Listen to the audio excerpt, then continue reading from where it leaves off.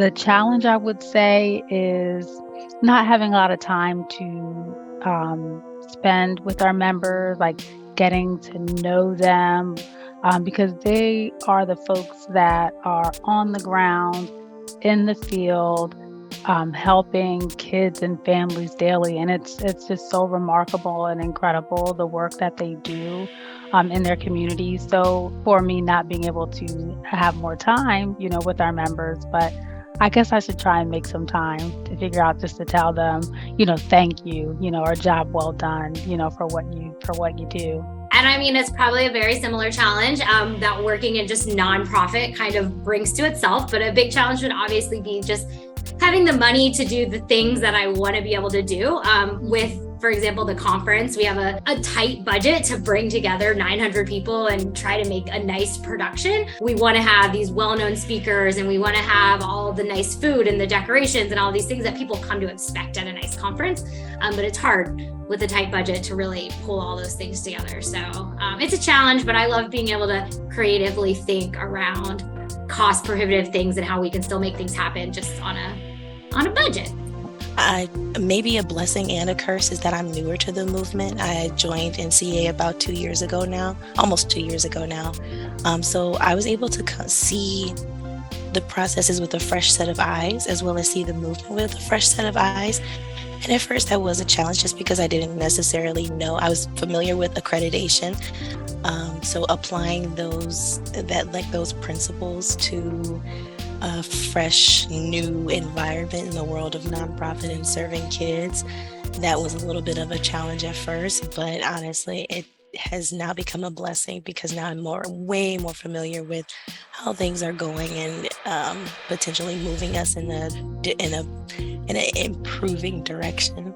I think that knowing that these, the people at the ground level within the CACs, the chapters, they're so overworked. There's so much turnover.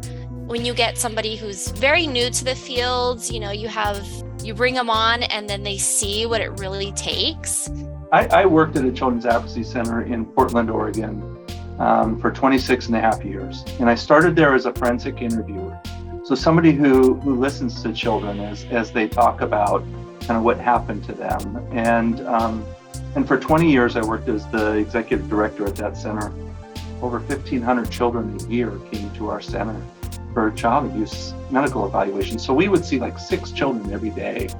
And just the emotion behind it and, that emotional support you're providing to these kids and these families, it's not for everybody. And so unfortunately within our field, there's just so much turnover. I was struck that just more people didn't know about what we did. I think child abuse is really hard for people to talk about, and yet it's really, really common. A general consensus is that 1 out of 10 people will be sexually abused by the time they're 18 years old. 1 out of 10. And I just think with numbers like that, it's pretty certain that we all have somehow been impacted by child abuse. We all know somebody that's been impacted, whether they've ever told us about it or not. It impacts, their projects that we see. They might have started with a fully staffed at the beginning of the year, and then as the year goes on, so that is a challenge within our department. We want them to be as successful as possible. We want to see them thrive. We want to see them use all of the funds, but just sometimes there are obstacles that we don't know that we're going to face throughout the year. So that's definitely a challenge. And so, and we have such an opportunity with the kids that we serve to address that trauma early, and then maybe help people not have to turn to some other coping mechanisms of dealing with that childhood trauma that just aren't so healthy for you. And so I think we have a tremendous opportunity early on. And one of the hardest things I think was, I just felt like if people knew about the work that we did, they'd want to help. It would resonate with them. That actually ties perfectly into the next thing that I wanted to talk about. And I was told that actually you'd be a great person to actually talk about it at length, which is to that end, let's talk exactly what does a child advocacy center do? Like, what is it? What does it do? How do they help children?